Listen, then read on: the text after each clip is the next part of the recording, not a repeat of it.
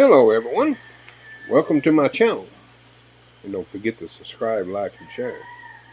Hopefully I don't have an allergy attack this morning. Sorry about that yesterday. We did manage to go to San Carlos yesterday, and believe it or not, the bank was back online. And we did our dollar exchange, and so forth. And we picked up some additional groceries and some necessary items. So that was a productive day. And this morning, I woke up at my normal time, around 2:30 a.m. And it's 5:20 right now, and as you can see behind me, it's getting daylight. And I woke up to a genuine brownout.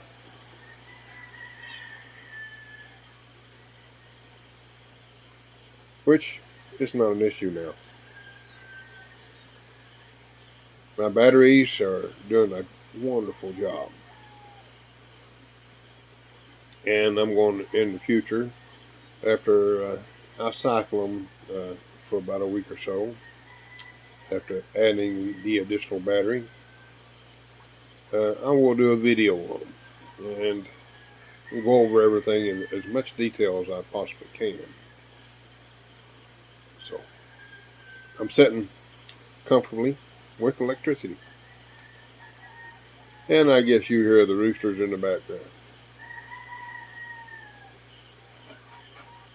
Everything is functioning normally. I'm running fully on batteries. Everything is on.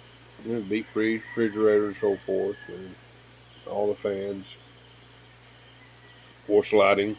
I did turn my outside lights off just shortly ago. They were on. But all is good. Another wonderful day in the Philippines.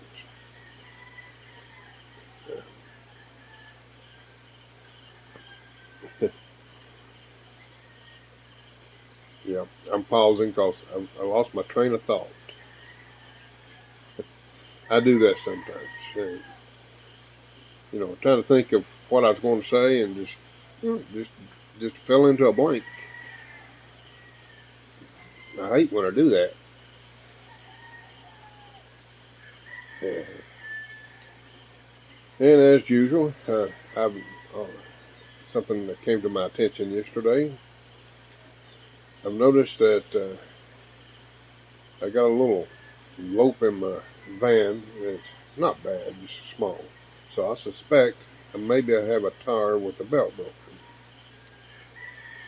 Upon visually inspecting them, they are worn quite well. So they're getting close to that time. I'm not complaining because they were cheap tires originally. And I put about 32,000 kilometers on them, which works out to about 20,000 miles, maybe a little more. And here in the Philippines, as bad as the roads are, you can get that kind of mileage out of cheap tires. You are blessed.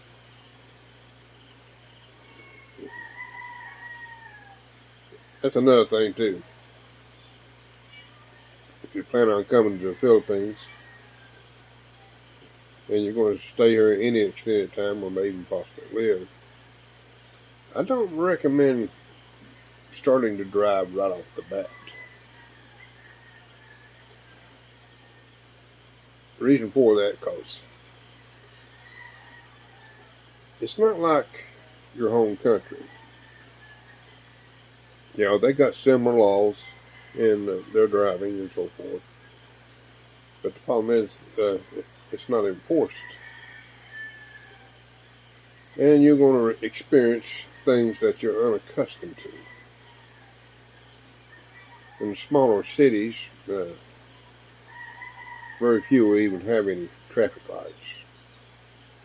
Like where I live, or when I go to San Carlos, I don't even recall seeing maybe one stop sign. and it's set in a position where you have to go past it 2 or 3 car lengths to get to where you can see the direction of traffic, what's flowing. In a four-way intersection, it's who's the bravest. You think I'm joking, but I'm serious. Even after all these years of me driving there, I'm still uneasy. It's not, it's not unusual,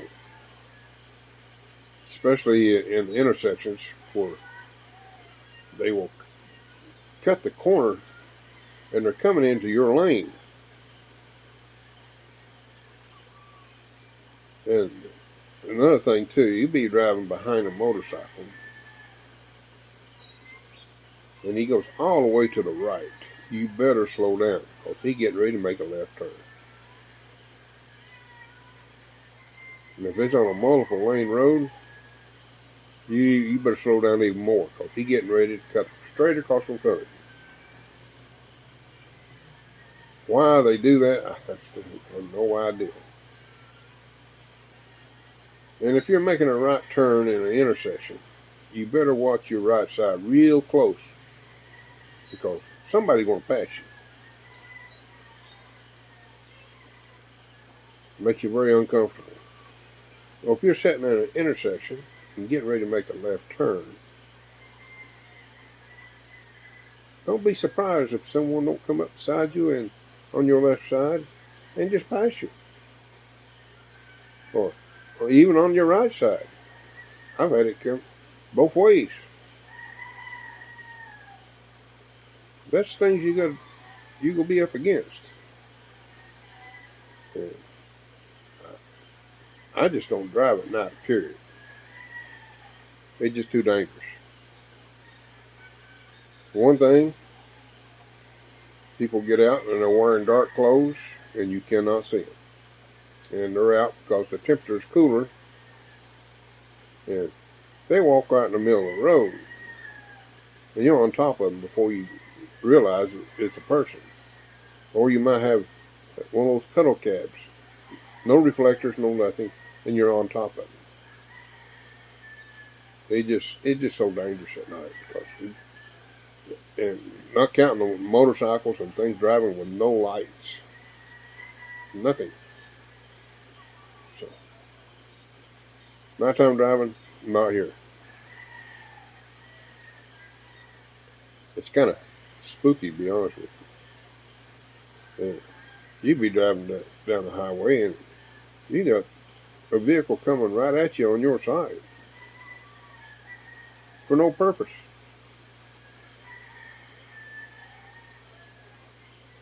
Or you'd be driving down the highway and you think you're all clear and you get kind of comfortable. That's when it's dangerous. You don't want to get comfortable. Because just as sure as you do, a motorcycle come out of the blind, they have 6 people on it, and they won't even look your direction. And out they come. You can't get comfortable. When you get comfortable, you want to have a problem. So, that's a few things you need to be made aware of. Driving here is not highly recommended. Matter of fact, I don't know how much longer I'll drive.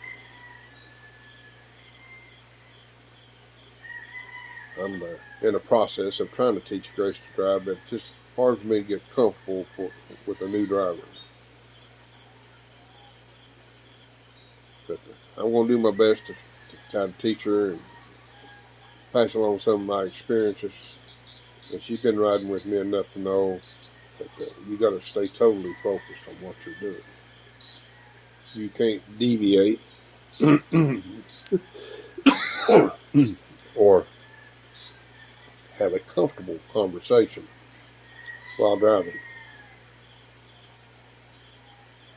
Because if you do, you're asking for problems. Because it's unavoidable. Something will happen. Something will jump out in front of you, or whatever. And you got to constantly monitor your mirrors. Because they're passing in places you wouldn't even dream about passing. They're just unreal.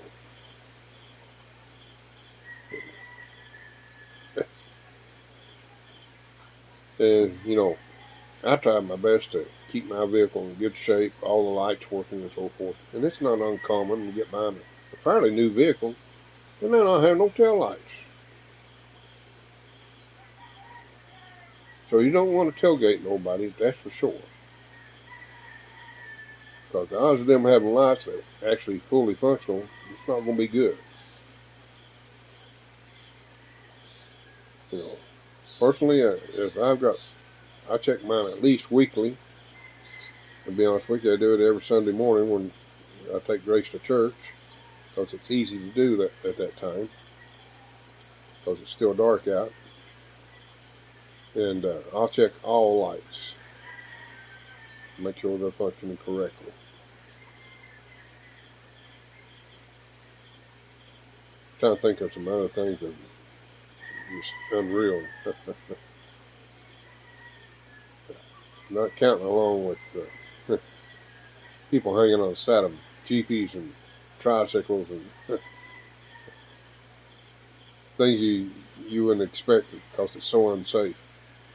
But they do it.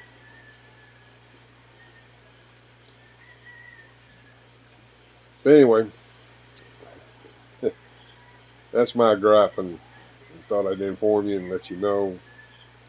I don't recommend you driving if you've never been here before, because it won't be safe.